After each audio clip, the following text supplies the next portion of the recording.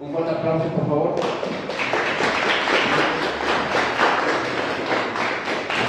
Gracias. Pues miren, en estas conferencias sí quisiera traer una cita de Juan Gabriel. Dice: el tiempo es malo y muy cruel amigo, porque la verdad no nos alcanza para estar en el debate. ¿Ya? Bueno,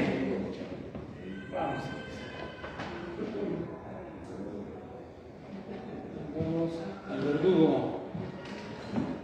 Bueno, miren, buenas tardes. Buenas tardes a los presentes y también ausentes y disidentes. Y bueno, gracias por estar aquí, por su tiempo y su interés. Y bueno, también agradecerle a Pablo y a su equipo por hacer de este espacio un espacio de reflexión comunitaria y de suma de voluntades. Y esto porque... Nuestro. Somos comunidad. Sí. Y ayer decía Pablo que esto era algo, ¿por qué no decirlo histórico? Y yo sí decía, pues sí, ¿por qué no jactarnos de decir que es algo histórico? Y yo decía, bueno, ¿por qué sí es histórico esto? Y miren, me permití porque sí es importante que a veces estamos acostumbrados a los grandes eventos para que tenga repercusión. Pues sí, esto es histórico lo que se está haciendo aquí en Pilares con este primer evento. ¿Por qué? Miren, porque hay que tomar en cuenta que no todos los acontecimientos son grandes eventos. Estos realmente son la suma de otros pequeños pero muy significativos, y creo que esto se cumple este es una iniciativa autogestiva, inédita y colectiva que busca hacer comunidad para que es muy difícil, pero bueno, no imposible, tiene que sumarse esfuerzos. Y porque yo decía a los ausentes, porque ojalá se haga esa memoria impresa de este evento y así pues habrá trascendido en el devenir personal y colectivo este evento que se está llevando a cabo, ¿no? Bueno, dicho esto, se llama aprendizaje basado en proyectos y la investigación, acción participativa, acción de liderazgo multiplicada entre las mujeres de la educación para las personas jóvenes de ambos meses. Se me fue el aire. Pero esto tiene, así me salió el corazón en el primer momento, pero tiene su razón, ¿eh? Precisamente con una situación de poco tiempo, pues tenemos que tener una necesidad de ser específico desde un momento. Que a través del título se vaya viendo realmente qué se va a hacer, ¿no? Y porque esta se pone una metodología muy particular, con dos enfoques complementarios que están ahí en el título. Y la tercera, no atiborrar la presentación con conceptos, teorías, definiciones que nos desenfocan, pues, ¿no? Entonces, dicho esto, le recuerdo, que no me conoce, mi nombre es José Luis Calixto Gutiérrez, sociólogo. Sí quiero aprovechar porque el título lo obtuve precisamente con una tesis sobre educación de adultos y se llama Los Centros Urbanos de Educación Permanente, lectura crítica del mundo y praxis colectiva. Y desgraciadamente las tesis a veces se toman como que nada más son un cumplimiento académico y no sé por qué no se promueven realmente como una consulta.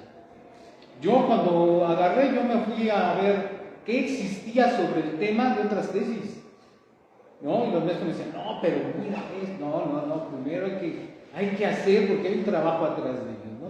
Entonces hago un poquito promoción de ello porque sí es importante, ¿no? Esto lo menciono no solamente, bueno, y aparte, pues los diplomados que he realizado en cuanto al tema de educación parental y de Paulo Freire, y bueno, otros estudios que uno tiempo no tiene al caso por el tema que estamos tratando. Y digo esto no por protocolo, sino porque sí, de una otra manera tengo que hacerles sentir que la educación de adultos es una de mis pasiones, ¿no? Igualmente, yo inicié de alfabetizador comunitario y fundamentalmente en línea, y bueno, pasé por varias etapas hasta llegar a ser director de concertación de asuntos internacionales a nivel nacional. Y bueno, pues esto sí me permitió conocer todo el proceso, como decían por ahí, el monstruo desde las entrañas, ¿no? Pero aún así, el trabajo en el INEA, desde un principio yo siempre tuve problemas con las autoridades, ¿no? Porque era ese eficientismo administrativo, metas, y yo tenía toda la pedagogía típica de Freire, y entonces decía, no, a mí meta no. Y constantemente me cambiaban de lugar, ¿no? Porque pues que me daba mucho ruido, pero no podía correrme, bueno, pues ni modo, ¿no? Entonces, así precisamente cuando viene esta convocatoria del primer Congreso de Divulgación, saber hacer en comunidad ciencia y arte y tecnología, la verdad, para mí fue me prendió de entusiasmo, ¿no? La verdad. ¿Por qué? Porque abrir a los integrantes de una comunidad la oportunidad de compartir a esa misma comunidad tus experiencias, inquietudes, propuestas, está permitiendo algo muy importante, que es la distribución equitativa del conocimiento. Algo que Revueltas decía, la democracia cognitiva. Y son cosas que se quedan ahí, pues sí, como moda, pero no. Y de todo esto sabes con un amplio sentido de qué, de pertenencia a la comunidad. Si no hay ese sentido de pertenencia a la comunidad, no puedes hacer comunidad así. Bueno, pues empiezo con una cita, entrando en el tema, con una cita de Paulo Freire, muy bella esta cita.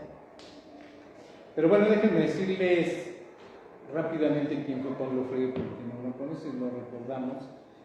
Paulo Freire fue pedagogo, educador y filósofo brasileño, uno de los pensadores más notables en cuanto a con una orientación de la educación de corte marxista, ¿no? De izquierda, pero remarcado con un humanismo educativo y libertario muy profundo. Muchos piensan que Marx no era humanista. Hay un libro muy bueno que se llama El humanismo marxista. Ojalá, ya también viejo, pero... Entonces, está su pedagogía crítica, la práctica que instrumentó con entusiasmo, lo hizo tanto en comunidad, pero también como servidor público. Él fue director de Educación de Cultura, asesor del Ministerio de Educación y secretario de Educación de Sao Paulo, ¿no? Esta pedagogía crítica, bueno, pues ¿en qué consiste? Grandes rasgos, por el tiempo que tenemos, fomenta la reflexión crítica, la conciencia social, la acción transformadora en el ámbito educativo y empodera a las personas educandas para que participen activamente en la transformación de la sociedad. En resumen, y bueno, dos obras bellísimas de Paulo Freire, que es Pedagogía del Oprimido y su consecuencia, que es la educación como práctica de la libertad, ¿no? Bueno, retomo la cita que les iba a decir, la retomo ahorita, y es esta.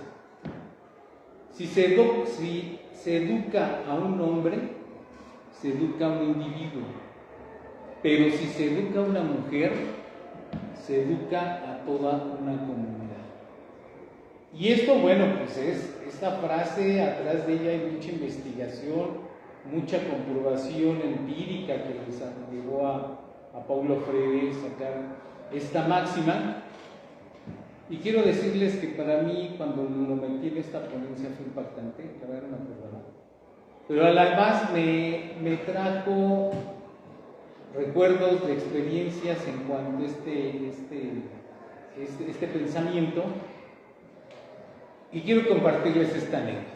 Dos anécdotas muy rápidas. Yo veía a mi abuela que todas las noches se sentaba en su silloncito, veía la ventana, susurraba, agarraba su Biblia y con su dedo se ponía a leer. Ya más noche me decía, acuéstate, te voy a leer un cuento, y sacaba un cuento, un libro de cuentos, y empezaba a leer. Bueno, yo todavía no sabía leer y escribir entonces, pero fíjense, pasaron los años y un día le digo a mi abuela, quiero leer la Biblia contigo. Y me dijo, sí, pero nerviosa, ¿no? Y dije, ¿qué pasa, no? ¿Y por qué no quieres leerla?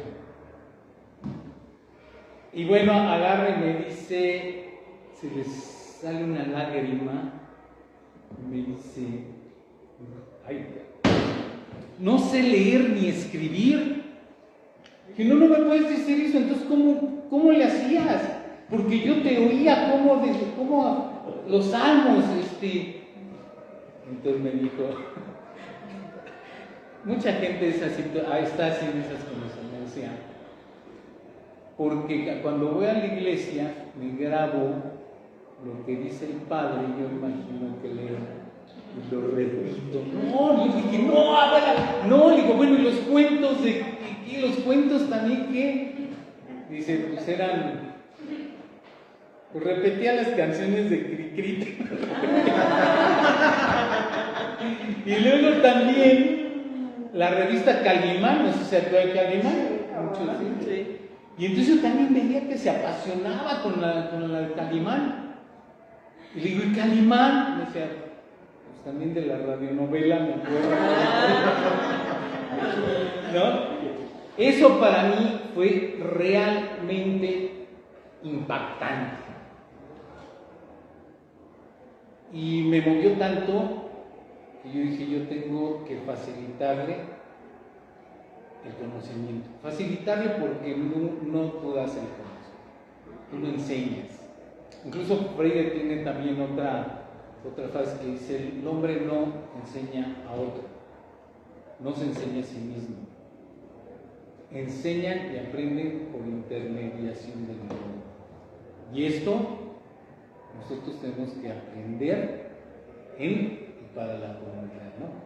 Bueno, esa es uno. La otra, que sí marcó mi camino en la alfabetización, yo se lo atribuyo a esto, es que ya estando en el INEA llegó una chica muy joven que no sabía leer ni escribir. Y entonces yo dije, no, pues yo a ella la alfabetizo o le facilito el proceso a través de la pedagogía crítica. ¿Y qué creen?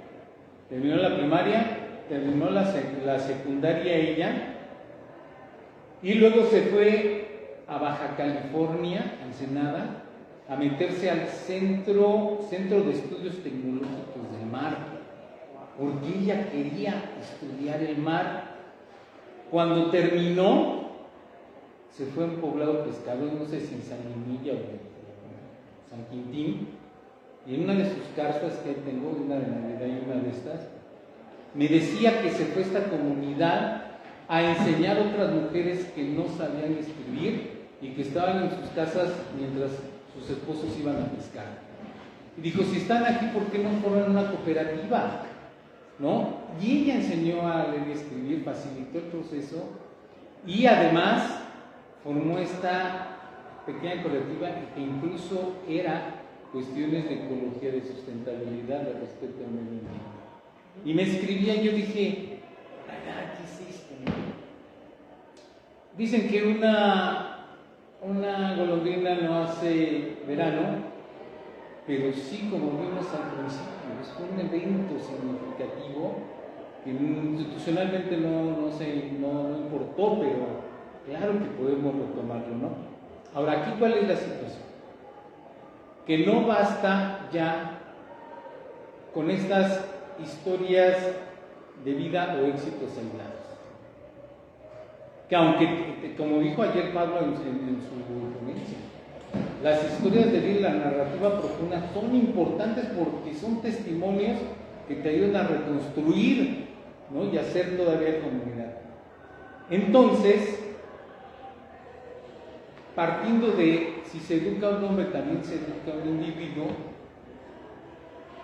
esto realmente, como decía, nos permite llevar a cabo todo un movimiento en el cual la mujer puede, en alianza con otros sectores, con otros actores sociales, poder llegar a transformar su familia, llegar a transformar el país, ¿no?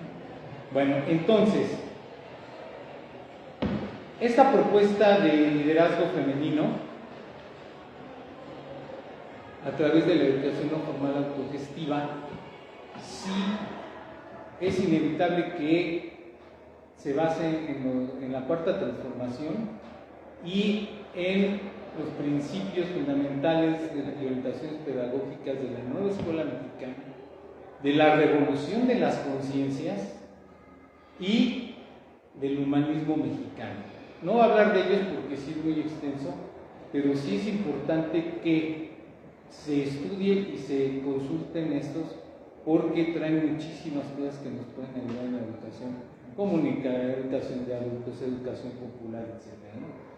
Llevar a la práctica estos ejes transversales de la cuarta transformación a través de proyectos de educación comunitaria, en verdad es un gran reto que exige trabajo articulado, constante y comprometido, no solo de quienes estamos de una u otra manera luchando con la educación de las personas jóvenes y adultas en rezago educativo, sino de otros actores de la sociedad civil organizada y de las instituciones de los tres órganos del gobierno. Es decir, hoy tenemos, como sea, gobiernos abiertos, gobiernos que debemos como ciudadanos realmente, en toda la medida de lo posible, en corresponsabilidad, echar a andar toda una transformación, ¿no? Sin embargo, la población objetivo, a pesar de estas alianzas y la participación de otros actores sociales, en esta propuesta, nuestra población objetivo es colocarlas como un sujeto activo y actor principal en la implementación de esta propuesta, son las mujeres mayores de 15 años en situación de analfabetismo y rezago educativo, que de acuerdo a estadísticas son la mayoría a nivel nacional y local. Y aunque no es una cuestión meramente cuantitativa, sí resulta importante plantearla para conocer objetivamente la situación. Y bueno, como elementos de investigación cualitativa y desarrollar actividades que de esto se desprenden, ¿no? Brevemente, bueno, pues saqué alguna estadística donde, bueno, ustedes saben, a nivel nacional, la población mayor de 15 años, de 93.985.354 personas, 48.2 son hombres y 51.8 son mujeres. Si nos bajamos a nivel Ciudad de México, es esa misma proporción que guarda. Pero algo que me interesa plantearles aquí es la situación de Coyoacán. Fíjense bien, ¿eh? Habitantes son 522.992, de los cuales el 46.8 son hombres y el 53.2 son mujeres. Pero en el rezago educativo, que es 70.394, hombres en rezago educativo son 39.1 y mujeres son 60.9. ¿Y qué nos dice esto? Que a pesar de que Coyoacán tiene un nivel de vida medio, la equidad en la educación del todo nomás no se da. Entonces imagínense todo el rezago que tienen las mujeres, cuánto talento, cuánto lideresas no se están desperdiciando, están ahí dormidas, ¿no? Bueno, así las cosas. Entonces, ¿de dónde vamos a partir para esta gran tarea de corresponsabilidad en la generación de estos liderazgos itinerarios educativos en la mujer. Bueno, pues a través de esta pedagogía de Paulo Freire, de la que hablamos al principio, y en el ejercicio de una educación no formal autogestiva que impulse la acción social y política de las educandas, porque solo a través de esta podrán descubrir e incidir en las relaciones de poder y en la lucha ideológica inherente a toda educación. Y poder así transformar el viejo concepto del mundo y de la sociedad impuesto por el neoliberalismo y ese capitalismo salvaje que incluso ha hecho del ser humano una mercancía. Los secuestros y todo lo que se está dando, en verdad, es ese capitalismo salvaje donde ha reducido al ser humano una mercancía, ¿no? Bueno, y como decía, para ello tenemos que generar liderazgos, pero no un liderazgo, porque se decía que un liderazgo democrático, ¿no? Es un liderazgo democrático, no autoritario, no corporativo, y bueno, para esto sí necesitamos. ¿Ya lo vio? Se borró, pero bueno, no. Necesitamos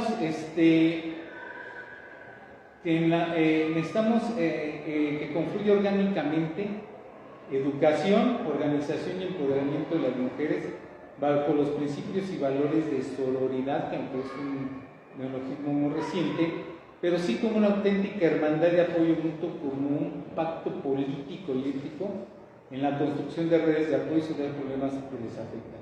Por ejemplo, otro dato, de las universidades e instituciones de educación superior en la alcaldía de Coyoacán, el mayor número de estudiantes es de Ciencias Sociales y Derecho. Son 61.651, lo que representa el 28% de la matriculada. Imagínate esas personas, si siquiera el punto 5 participaran en el programa de generar liderazgo, imaginen lo que podríamos hacer. Pero no hay esa vinculación. La sororidad se ha entendido como yo te apoyo, solidaridad. No, es ese pacto político y ético, ¿no? Bueno, además de dar temas en la educación de adultos sobre aspectos de liderazgo democrático, sí es importante que se instrumente una metodología con dos aspectos, lo que es el aprendizaje basado en proyectos comunitarios que se centren en el aprendizaje significativo y desarrollo de conocimientos, habilidades y aptitudes a través de proyectos de gran valor y relevancia social que abordan necesidades comunitarias en busca de resolución de problemas. Y la otra, la investigación, acción participativa. Busca transformar la realidad social mediante la participación activa de las personas en el proceso educativo y en todas las etapas de la investigación para identificar los problemas, necesidades o requerimientos de la humanidad y de la comunidad. Y esto es muy importante porque a veces se cree que gente con primaria, incluso que no sabe leer y escribir, no tiene los elementos para investigar y detectar problemas. O sea, no es cierto. Si alguien sabe los problemas, incluso la señora analfabeta, ¿sí? Entonces, esto, metiéndolo también en educación de adulto, permite una herramienta muy importante. Con este enfoque, todos los investigadores profesionales externos no toman el control del proceso investigativo ni generan un tipo de subordinación intelectual. Fomenta el trabajo cooperativo donde la comunidad y los académicos trabajan juntos para generar conocimiento y promover cambios significativos en las personas, en su entorno inmediato y en los diversos contextos en que interactúan. Y como yo decía también al principio, esta corresponsabilidad, si así lo merita, bueno, pues tendríamos que presentarlo y tendríamos que trabajar junto con los gobiernos de nuestra presidenta Claudia Sheinbaum de la ciudad de Clara Brugada, ¿no? Ahora, dice uno, y oí en otras ponencias, eso está difícil. Y sí, no es sencillo porque estamos conscientes, o estoy consciente, de las que las comunidades, y lo que nos vamos a enfrentar, que las comunidades no son homogéneas, ni todos sus integrantes comparten los mismos intereses humanos. Eso sí es una realidad que nos cacheteemos, ¿no? Hay variedad de individuos, grupos, organizaciones, redes con intereses incluso corporativos, partidistas e institucionales. No todas las personas demuestran comportamientos y conductas favorables y abiertas al cambio ante acciones de carácter comunitario. Todavía el utilitarismo de las personas educadas por obtener un certificado que les permite una continua y creativa movilidad social o laboral, aunada a la eficiencia administrativa y la educación por cumplimiento de metas, condicionan terriblemente la participación de proyectos comunitarios y la implementación de estas metodologías que ya les había comentado. Y otras tantas cosas que, bueno, tenemos que enfrentarnos.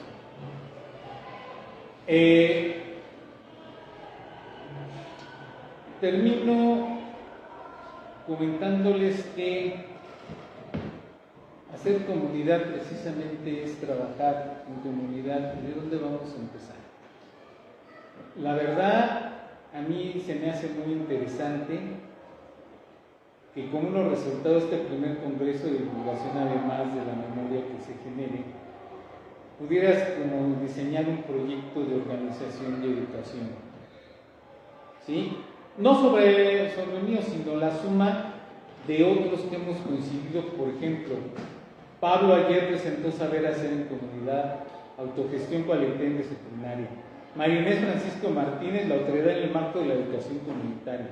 Y Edgar Andrés de la Cruz, aunque le cambió el tema, fue el liderazgo educativo comunitario, saberes colectivos, resistencia epistémica. De otras ponencias que por ahí andan. Pero digo, si ya se hizo este esfuerzo, deberíamos de plantearnos seriamente, Pablo, en un tiempo ir trabajando. Prefiero tardar años a no hacer nada y unos años se nos vengan encima, ¿no?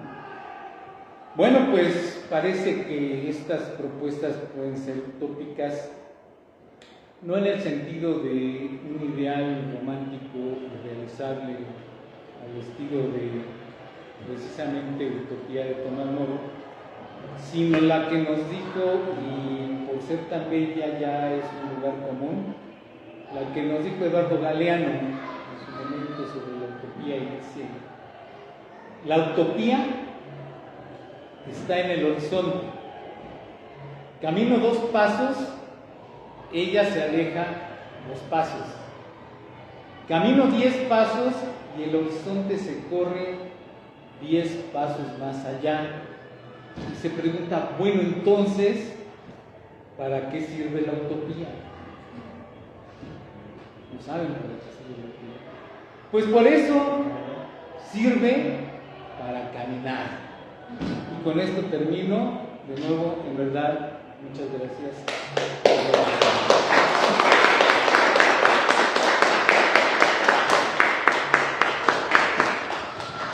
Profe, maestro, muchísimas gracias por la conferencia.